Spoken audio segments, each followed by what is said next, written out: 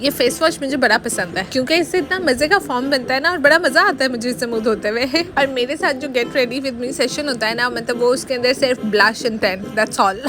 कसमें अब तो मुझे ऐसे लगता है कि मेरे फेवरेट कामों में से एक है ये। यार हर किसी की अपनी अपनी एक सिग्नेचर लुक होती है। कुछ लोग बहुत ज्यादा काजल यूज करते हैं, आईलाइनर्स लगाते हैं, मैं सिर्फ टेंट और लिपस्टिक लगाती हूँ। तो खैर एनीवेज, आज मेरे अब्बा जी की बर्थडे एंड माशाल्लाह उनको उनकी डायमंड जुबली क्रॉस किए हुए भी 2 साल हो गए हैं। और ये मूसा साहब दादा अबू के साथ केक कटवा रहे हैं। तो खैर मैं बता रही थी, my father is a diabetic patient and माशाल्लाह उन्होंने इतनी अच्छी अपनी सेहत मेंटेन रखी हुई है ना कि अब हमें शुगर मजाक लगती है। And finally I receive the parcel जिसका मुझे बहुत ज्यादा इंतजार था। Libas by Kiran and Asad, it's an Australian based Pakistani clothing brand. और कसमें मैं सिर्फ कोई चीज तभी रिकमेंड करती हूँ जब मुझे खुद बहुत ज्यादा पसंद आती है। And I am literally so much impressed by their quality, the fabric, the style, the stitching, everything is so perfect. And they even send me jewelry which is so beautiful as well. And I received 2 dresses और माशाल्लाह इतने खूबसूरत suit है कि मैं सोच रही थी कि एक ईद पे पहनूंगी। और शूट में तो अपने ईद के कपड़े एक्सपोज कर दिए पहले। किसी जमाने में मुझे इतना क्रेज होता था ना कि मेरे कपड़े कोई ना देखे, उसके साथ के कोई कॉपी ना कर ले, और जब तक सूट पहनना नहीं ना उससे पहले किसी को दिखाना नहीं है। लेकिन ये सारी स्टूपिड इमेच्योर हरकतें थी मेरी, जो अब मैं सोचती हूँ तो मुझे खुद पे बड़ी हंसी आती है। तो खैर एनीवेज, मैं जरा कपड़ों की तारीफ कर रही थी। ये इसका प्लाजो है और ये साथ नेट का दुपट्टा, और ये जो है ना मैं सूट खोल के अपनी अम्मा और अपनी सासू माँ को दिखा रही थी। तो इन शॉर्ट ये कि जैसे अगर आप ऑस्ट्रेलिया में हैं and you want to buy some dresses for Eid, और रमजान में भी जैसे हमारी अफ्तार पार्टीज होती हैं तो बहुत अच्छा लगता है जैसे हम अपने कल्चरल ड्रेसेस पहन के जाएं। और वैसे भी रमजान में तो नए कपड़े पहनने का वैसे सवाब होता है। So you can check their website libas.com.au और आप वहाँ से इजीली ऑर्डर कर सकते हैं।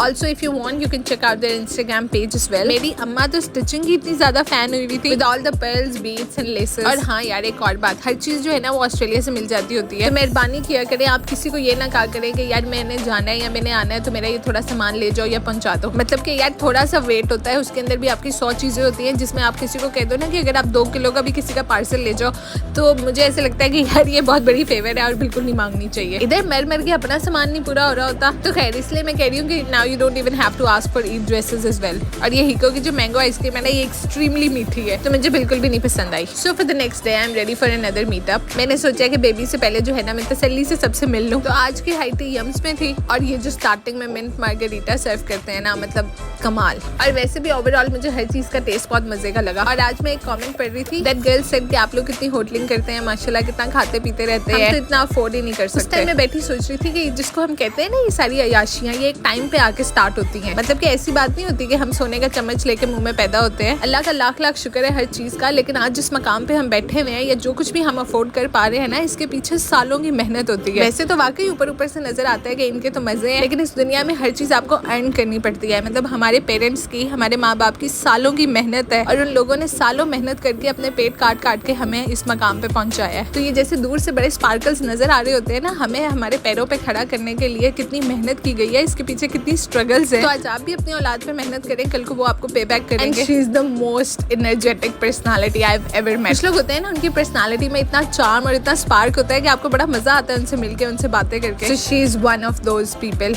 मैं सोचती हूँ बंदे को बिल्कुल ऐसा होना चाहिए कि आप किसी से पहली दफा ही मिलो ना, तो वो पहली दफा ही आपसे इतना इंप्रेस हो जाए, लाइक आप उतना वार्मली वेलकम करना चाहिए। तो खैर मैं बता रही थी कि यार हर जनरेशन की ना अपनी स्ट्रगल्स होती हैं। जैसे हमारे माँ बाप ने इतनी मेहनत करके हमें इस मकाम तक पहुंचाया और आज अपने पैरों पे खड़े होने के बाद ही हम जो है ना इस तरह के खुले खर्चे करते हैं, वरना हमने भी एक ऐसे वक्त देखा है। सिमिलरली ऐसी स्ट्रगल जब हम कर रहे हैं अपने बच्चों के फ्यूचर सिक्योर करने के लिए। और मैं यही बात एक दिन अपने हस्बैंड को करी थी, इतनी मेहनत पीआर के लिए हम करें, सारी जिंदगी घरों के मोर्गेज पे करते रहे और अगले तो नवाबजादे सिटीजन पैदा हो। हर जनरेशन की अपनी स्ट्रगल्स होती है। खैर एनीवेज, थैंक यू, बाय। अच्छी आ रही है।